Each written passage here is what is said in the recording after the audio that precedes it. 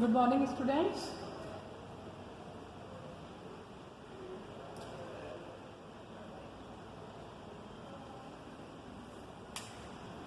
It is the lecture of class 11th Hindi medium RBSC. Okay, we have completed. हमने पहला chapter complete कर लिया है, जिसमें हमने रसायन की मूलभूत अवधारणाओं में जो बेसिक कंसेप्ट थे उसके बारे में पढ़ा। क्या क्या पढ़ा उसमें हमने कि कोई भी जो आपका तत्व है, तत्व क्या होता है, पदार्थ क्या होता है, यौगिक क्या होते हैं, रासायनिक संयोजन के लिए कौन कौन से नियम लगते हैं। फिर यदि कोई अभिक्रिया विलयन में हो रही है तो वहाँ पर सांद्रता को हम कैसे निकालेंगे, मोलरता, नॉर्मलता, पार्ट्स पर मिलियन, पार्ट्स पर मिलियन, मोल अंश, मोलता। फिर किसी भी रासायनिक अभिक्रिया की रसायनीकरण नीति से हम क्या क्या चीज़ें सॉल्व कर सकते हैं। फिर किसी भी अणु का जो मूलानुपाती सूत्र होता है, अणु सूत्र में क्या संबंध होता है, सीमांत अभिकर्मक क्या होते हैं। तो इस तरीके से हमने बहुत सारी चीज़ें पढ़ी हैं। मोल क्या होता है, आयतन से मोल कैसे बनाएंगे, तो इन सब से मुझे लगता है कि अभी आपने जो चैप्टर फर्स्ट है वो कंप्लीट कर लिया होगा। अब हम चैप्टर सेकंड स्टार्ट कर रहे हैं। ये उसका पहली क्लास है, लेक्चर फर्स्ट है। देखिए, चैप्टर का नाम है परमाणु की संरचना। ठीक है, उसमें हमारा फर्स्ट टॉपिक है परमाणु के मूलभूत कण, मीन्स फंडामेंटल पार्टिकल्स, कि कोई भी जो परमाणु है वो किस किस से मिलकर बना है। वैसे तो अपने 9th और 10th में थोड़ा थोड़ा आपको पता है कि परमाणु क्या होता है। परमाणु सबसे छोटा अविभाज्य कण है जिसे और आगे विभाजित नहीं किया जा सकता। डाल्टन ने क्या कहा था वो मैंने आपको उसमें पढ़ाया है। परमाणु जो होता है उसके बीच में क्या होता है, नाभिक होता है। नाभिक में क्या होता है, प्रोटॉन होते हैं, न्यूट्रॉन होते हैं, और प्रोटॉन न्यूट्रॉन होते हैं। और जो बाहर का जो स्पेस होता है, तो नाभिक तो बहुत छोटे से स्थान में रहता है, बाकी जो परमाणु है वो पूरा खोखला होता है और उसमें कोश होते हैं, और इन कोशों में इलेक्ट्रॉन जो है वो चक्कर लगाते रहते हैं, अलग अलग कोश होते हैं। तो अब हम परमाणु की संरचना वाले चैप्टर में हम परमाणु के बारे में बहुत डिटेल में पढ़ेंगे। ठीक है, विस्तृत रूप में पढ़ेंगे। तो सबसे पहला टॉपिक है परमाणु के मूलभूत कण, कि हमें ये तो बताइए इलेक्ट्रॉन, प्रोटॉन, न्यूट्रॉन होते हैं, पर इनकी खोज कैसे हुई।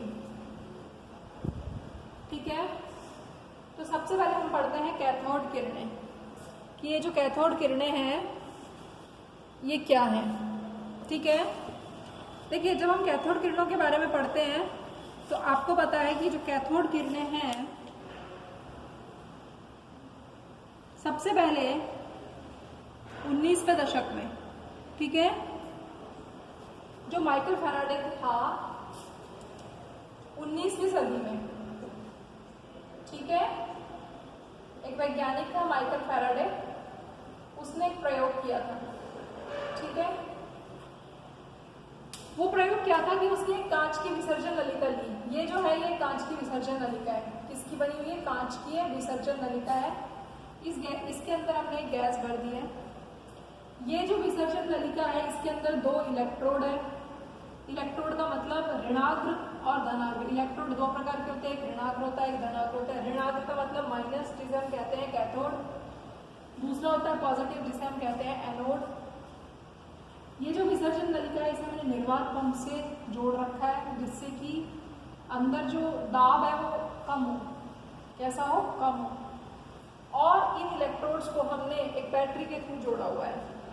ठीक है, अब क्या होता है कि जो माइकल फैराडे था उसने इसके अंदर गैस भरी, और जैसे ही बैटरी को कनेक्ट किया, कौन सी स्थितियों को लागू करते हुए, कम दाब और उच्च वोल्टता लगाते हुए, दोनों इलेक्ट्रोड के बीच में वोल्टेज लगाया। वोल्टेज बहुत ज़्यादा हाई था, ठीक है, और दाब को कम कर रखा था निर्वात पंप के द्वारा। तो इन कंडीशन, इन स्थितियों को, इन परिस्थितियों को नियंत्रित करते हुए जब उसने दोनों इलेक्ट्रोड्स को बैटरी से जोड़ा तो उसने देखा कि जो इलेक्ट्रोड्स हैं उनके बीच में क्या होता है, विसर्जन होता है।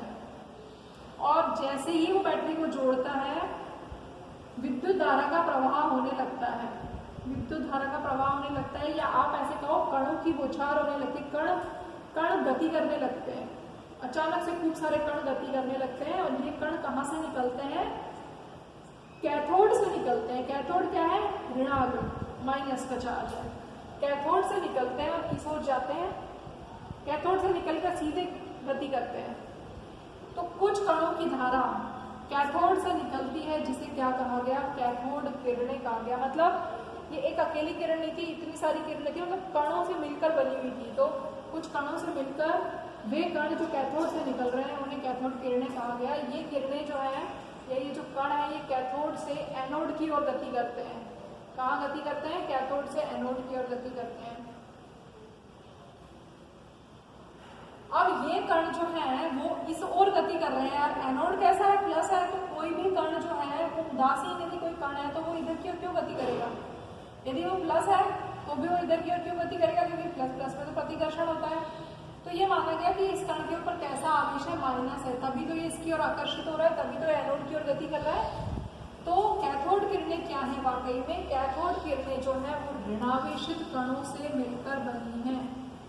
ठीक है, ये जो ऋणावेशित कण है कणों से मिलकर बने, इन ऋणावेशित कणों को ही क्या कहा गया?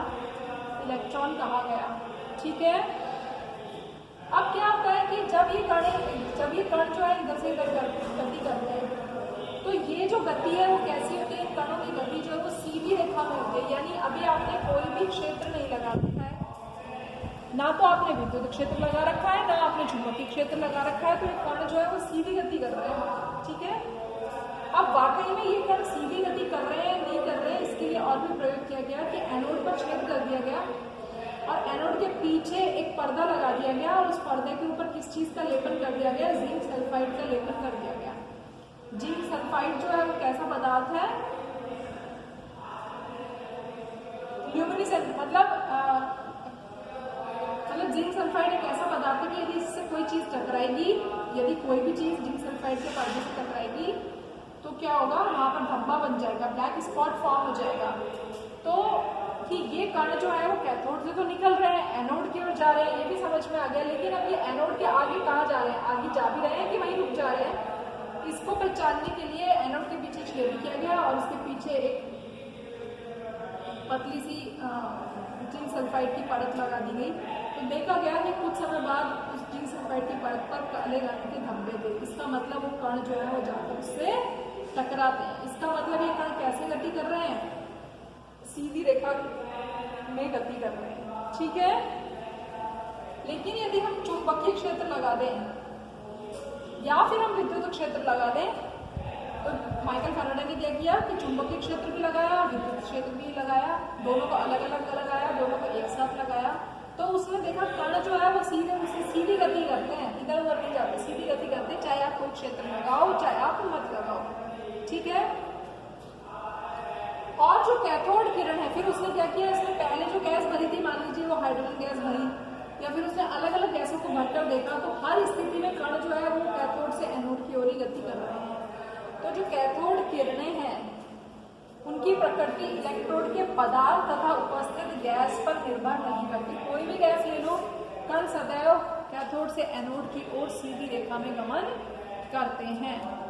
ठीक है, उसके बाद क्या हुआ? तो ये तो समझ में आ गया कि कैथोड किरणें क्या है? ऋणावेशित कण है जिन्हें इलेक्ट्रॉन कहा गया। अब यदि ऋणावेशित कण है तो हर एक कण का कोई ना कोई द्रव्यमान होता है, तो उसके द्रव्यमान को निकाला गया। तो जो इलेक्ट्रॉन है उसका द्रव्यमान कितना होता है? 9.1 गुणा 10⁻³ किलोग्राम। ये आपको याद करके रखना है। ये जो इलेक्ट्रॉन का द्रव्यमान है ये हाइड्रोजन परमाणु के द्रव्यमान का कितना गुना है? 1/1837वां भाग। ठीक है, जो हाइड्रोजन परमाणु है वो बहुत हल्का है, उसका द्रव्यमान बहुत कम है, लेकिन इलेक्ट्रॉन जो है वो उसका भी इतना भाग है, मतलब और भी काफी हल्का है। ठीक है, अब इलेक्ट्रॉन का द्रव्यमान तो ये हो गया। ठीक, अब इलेक्ट्रॉन के आवेश का निर्धारण किया गया। इलेक्ट्रॉन के आवेश का जो निर्धारण किया गया, तो इलेक्ट्रॉन का जो आवेश था वो भी एक प्रयोग किया गया, मिल्टन बोर्न का प्रयोग। तो आपको ये ध्यान रखना है कि इलेक्ट्रॉन के ऊपर जो आवेश होता है किसमें, आवेश को किसमें नापते हैं? कूलम में। इसकी यूनिट होती है, इकाई होती है। और आवेश कितना है इलेक्ट्रॉन के ऊपर? 1.6 गुणा 10⁻⁻⁴ 19। ठीक है, अब क्या हुआ, इलेक्ट्रॉन का द्रव्यमान भी पता पड़ गया और उसका आवेश भी पता पड़ गया। तो इलेक्ट्रॉन के E/m का निर्धारण किया गया। E/m का मतलब है आवेश अपॉन द्रव्यमान के अनुपात का निर्धारण किया गया। E माने आवेश और m माने द्रव्यमान। आवेश अपॉन द्रव्यमान का निर्धारण किया गया। इसके लिए थॉमसन ने एक प्रयोग किया कि वही बिल्कुल कांच की नलिका ली, विसर्जन नलिका, कैथोड एनोड लगाए, बैटरी से कनेक्ट कर दिया, गैस भर दी। तो ये देखा गया कि मतलब जब, और साथ में क्या किया गया कि ये जो विसर्जन नलिका है जो कि कांच की बनी हुई है, इसमें जो प्रयोग किया गया ना गैस की जो कैथोड किरणें निकल रही हैं, तो देखो यहाँ पर कौन कौन से क्षेत्र लगा दिए गए, विद्युत क्षेत्र भी लगा दिया गया, चुंबकीय क्षेत्र भी लगा दिया गया और कण भी गति कर रहा है। कण तो सीधी रेखा में गति करेगा, तो यानी तीन, कण की गति ऐसे है, विद्युत क्षेत्र की गति ऐसे है और चुंबकीय क्षेत्र की गति ऐसे है, यानी E ऐसे है, B ऐसे है और कण की गति ऐसे है। क्लियर? तो कण की गति और विद्युत और चुंबकीय क्षेत्र एक दूसरे के क्या है, लंबवत है। ठीक है, तो क्या पाया गया कि जब कोई भी क्षेत्र नहीं है, ना चुंबकीय क्षेत्र है ना विद्युत क्षेत्र है, उस टाइम पर जो कैथोड किरणें निकलती हैं, जो कण निकलते हैं, वो सीधी गति करते हैं, तो वो वाय पर टकराती है। ठीक है, सीधी रेखा में गति करेंगे तो वाय पर टकराएंगी। अब यदि हमने सिर्फ विद्युत क्षेत्र लगाया तो देखा कण कहाँ टकराता है, एक्स पे टकराता है, और यदि हमने सिर्फ चुंबकीय क्षेत्र लगाया तो कण कहाँ पे टकराता है, जेड पे टकराता है। ठीक है, और यदि हमने चुंबकीय क्षेत्र और विद्युत क्षेत्र दोनों को साथ लगा दिया एक दूसरे के लंबवत और कण की गति के लंबवत, तो हमने देखा कि कण ना तो एक्स की ओर विचलित होता है ना जेड की ओर विचलित होता है। कौन सी रेखा में गति करता है, सीधी रेखा में गति करता है। ये कण कहाँ पर होता है, वही जब चुंबकीय क्षेत्र और विद्युत क्षेत्र नहीं था, उस टाइम पर जब कण था, बिल्कुल वैसा ही यदि दोनों क्षेत्र आपने लगाए हुए हैं तो उस केस में भी चुंबकीय क्षेत्र ने विद्युत क्षेत्र को क्या कर दिया, निरस्त कर दिया, कैंसिल आउट कर दिया। तो कण कहाँ पर है, कण सीधी गति कर रहा है।